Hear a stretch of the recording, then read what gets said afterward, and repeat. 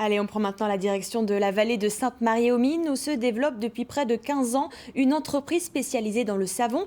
Au départ de ce projet, ils étaient 2. Aujourd'hui, ils sont 18 salariés. Et depuis la pandémie, l'entreprise a décidé de développer plusieurs partenariats locaux pour travailler encore plus en proximité. C'est notre dossier du soir signé Stéphanie Malorand et Vincent Lemiel.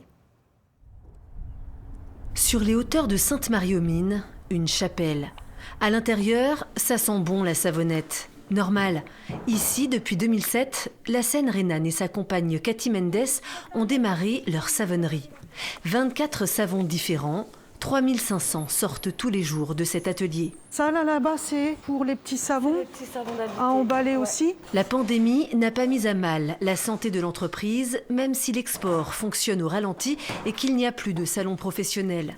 Depuis le premier confinement, de nouveaux liens se sont tissés avec des professionnels de la vallée. Avec les couturières du Val d'Argent et nous pour dire on fabrique des masques, elles fabriquent des masques et nous on offre des petits savons d'invités et toutes ces productions-là, elles ont été distribuées aux habitants de la vallée. Le savoir-faire textile encore bien vivant dans la vallée a donné une autre idée à la directrice commerciale d'Argasol. Et pourquoi pas créer des accessoires associés au savon ? Elle a demandé à une dizaine de couturières de fabriquer des lingettes démaquillantes et des pochons. Le kit se compose d'un filet, un filet de lavage pour laver les lingettes. Et ce filet est composé donc de 7 lingettes, une par jour de la semaine. Magali Pensier est auto-entrepreneuse et réalise des foulards en soie. Sylvia Fuchs a elle aussi son activité spécifique de création d'ours en peluche décoratifs. Toutes les deux ont intégré ces nouvelles commandes dans leurs activités, payées 4,40 € le kit par Argasol.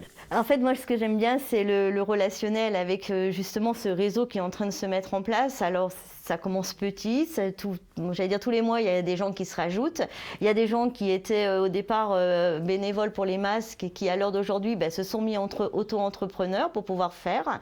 Et le réseau, tout doucement, s'agrandit. Je trouve que c'est des super contacts. L'objectif, c'est de fabriquer tous les mois 1500 kits. Pour l'instant, le compte n'y est pas. Il manque des couturières. Le réseau doit encore s'étoffer. À 2 pas de là, dans le village, un atelier menuiserie. Ici, depuis 1 an et demi, sont fabriqués des présentoirs à savon pour le compte d'Argasol. Des présentoirs sur mesure avec du bois provenant d'une scierie alsacienne. On peut l'adapter à des dimensions différentes par rapport aux besoins du magasin aussi. Donc voilà un petit peu l'avantage Et en même temps, comme dit, il est fait sur mesure et rapidement. 2 salariés de l'entreprise ont pris en charge cette nouvelle activité. Ça répond à un besoin, donc à partir du moment où il y a une demande, il y a un besoin, il y a une activité, puis il y a une création d'emplois aussi. Ces présentoirs sont livrés par Saïd Rhénane aux 4 coins de la région. Retour à la savonnerie. Ici, normalement, des clients viennent en semaine acheter des produits et découvrir les nouveautés réfléchies avec des partenaires locaux, comme ce savon au lait de chèvre. Un lait récupéré dans une ferme caprine du secteur. La proximité, le credo du patron. On a pris par exemple, une ferme qui est à côté d'Erstein, qui a quelques kilomètres. On appelle, c'est plus convivial. Il y a des gens, c'est pas des grosses entreprises. Mais même pour l'emballage, pour vous dire, on a pris une société qui sont soit en Alsace, soit vraiment dans les environs. Pour tout, on essaye d'être très près. L'entreprise poursuit tranquillement sa croissance sur Internet, dans les boutiques bio et les supermarchés, en France, en Europe et en Asie, avec une progression des ventes de 10 à 20% par an, même pendant les confinements.